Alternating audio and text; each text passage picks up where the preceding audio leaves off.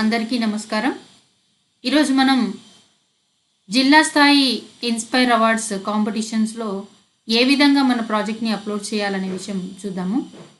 మనందరికీ తెలుసు inspire awards అంటే ఏంటని చెప్పేసి, innovation in science pursuit for inspired research, million minds augmenting national aspirations and knowledge. Under this program మనకి NIF వాళ్ళు ఎవ్రీ ఇయర్ ఒక ఇన్నోవేటివ్ ప్రాజెక్ట్స్ కోసం ప్రతి సంవత్సరం 10,000 రూపీస్ సెలెక్ట్ చేసిన ప్రాజెక్ట్కి ఇవ్వడం జరుగుతుంది.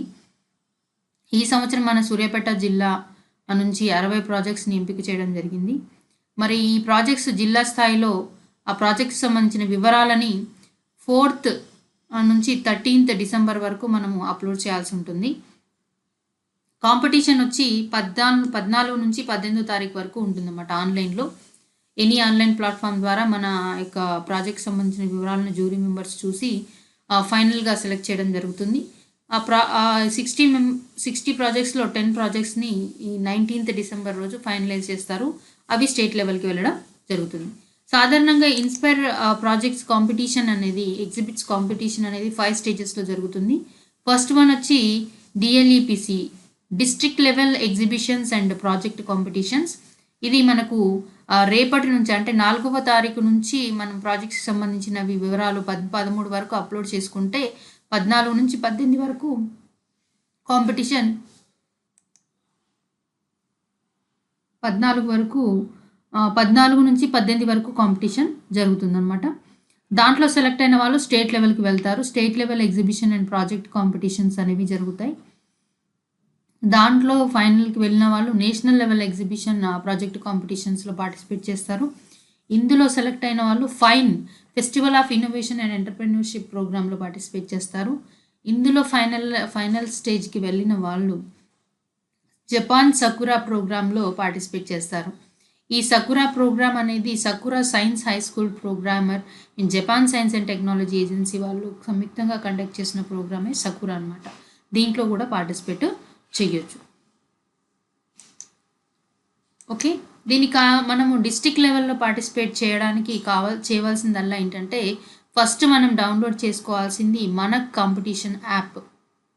ఈ మనక్ కాంపిటీషన్ యాప్ మనము ప్లే స్టోర్ నుంచి డౌన్లోడ్ చేసుకోవచ్చు. ఇట్లా డౌన్లోడ్ చేసుకున్న యాప్లో మనం చేయాల్సింది ఏంటంటే 2 నిమిషాల వీడియోని అప్లోడ్ చేయాలి. ఈ 2 నిమిషాల వీడియో అనేది మన ప్రాజెక్ట్స్కి సంబంధించిన పూర్తి వివరాలను తెలిపేదిగా, మీరు ప్రాజెక్ట్కి ఏ సమస్యని పరిష్కరిస్తూ తయారు చేశారు, ఆ ప్రాజెక్ట్ యొక్క ప్రిన్సిపల్ ఏంటి, దాని ఉపయోగాలేంటి వివరిస్తూ 2 నిమిషాల వీడియో పిల్లవాడి చేత చెప్పిస్తూ వీడియో తీయించాలి. అది 30 MB లోపు ఉండేటట్టుగా చూసుకోవాలి. ఒకవేళ MB ఎక్కువ వచ్చినా దాన్ని మీరు వీడియో కంప్రెసింగ్ యాప్స్ ఉంటాయి, వాటి ద్వారా కంప్రెస్ చేసి మీరు అప్లోడ్ చేసుకోవడానికి సిద్ధంగా ఉంచుకోవాలి వీడియో. ఇక తర్వాత ముఖ్యమైన విషయం వాయిస్. మీరు ప్రాజెక్ట్కి సంబంధించిన వాయిస్ రికార్డ్ చేసి పెట్టుకోవాలి. అలాగే ప్రాజెక్ట్ని వివిధ యాంగిల్స్లో ఒక 3 ఫొటోస్ తీసి పెట్టుకోవాలి. ఇంకొక ఫోటో ఏంటంటే పిల్లవాడిని బోనఫైడ్ సర్టిఫికేట్ ఒకటి, ఫోటో కాపీ ఒకటి ఫోటో తీసి పెట్టుకోవాలి. దీంట్లో పిల్లవాడికి ఒక పాస్పోర్ట్ ఫోటో కంపల్సరీగా అటాచ్ చేసి ఉండాలన్నమాట. Attested copy of bona fide certificate అనేది మన స్కూల్ నుంచి ఇస్తున్నట్టుగా ఒక కాపీ ఫోటో కూడా కావాలి. అంటే 3 ప్రాజెక్ట్స్కి సంబంధించినవి, ఒకటి పిల్లవాడికి సంబంధించిన ఒక ఫోటో అనేది తీసుకోవాలన్నమాట బోనఫైడ్ది. ఇంకా తర్వాత రైటప్ అనేది మనం ఏమేమి రాస్తాము, ఆ ప్రాజెక్ట్ నీడ్ ఏంటి, ప్రిన్సిపల్ ఏంటి, యూజర్స్ ఏంటి, ఇవన్నీ రాస్తాము. అది 1000 వర్డ్స్ ఉండేటట్టుగా చూసుకోవాలి.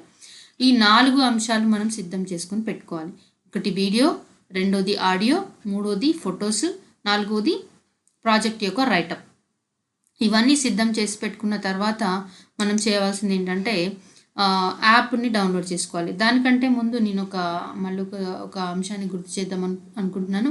ఏంటంటే అది మనం ఎప్పుడైతే ప్రాజెక్ట్ని అప్లోడ్ చేసేటప్పుడు స్టూడెంట్ గైడ్ టీచర్ ఎవరి పేరైతే పెట్టామో వాళ్ళే పార్టిసిపేట్ చేయాలి. ఓకే, అలాగే మనకి రిఫరెన్స్ నెంబర్ అనేది ఉంది. ప్రతి పిల్లవాడికి ప్రతి ప్రాజెక్ట్కి ఒక రిఫరెన్స్ నెంబర్ కేటాయించారు NIF వాళ్ళు. అది మనకి సెలెక్టెడ్ లిస్ట్లో రిఫరెన్స్ నెంబర్ ఉంటుంది, అది చూసుకోవాలి.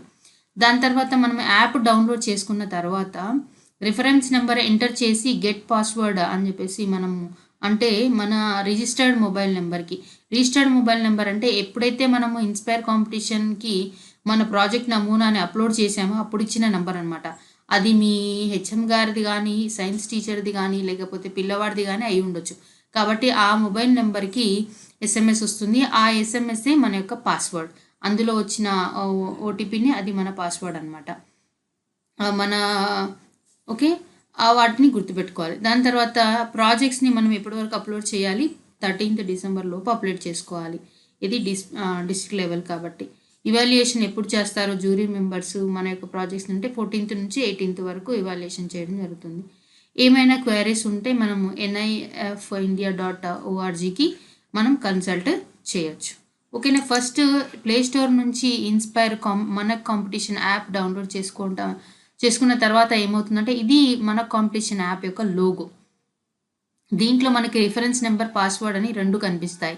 రిఫరెన్స్ నెంబర్ ఎప్పుడైతే మన సెలెక్టర్ లిస్ట్లో రిఫరెన్స్ నెంబర్ ఉంటుంది, ఆ రిఫరెన్స్ నెంబర్ ఎంటర్ చేసి గెట్ పాస్వర్డ్ పైన క్లిక్ చేస్తే మన మొబైల్కి పాస్వర్డ్ వచ్చేస్తుంది. ఆ పాస్వర్డ్ని ఎంటర్ చేసేసేయాలి. రిఫరెన్స్ నెంబర్, పాస్వర్డ్ ఎంటర్ చేసేసి లాగిన్ అంటే మనం యాప్లోకి లాగిన్ అయిపోతాం. ఓకేనండి.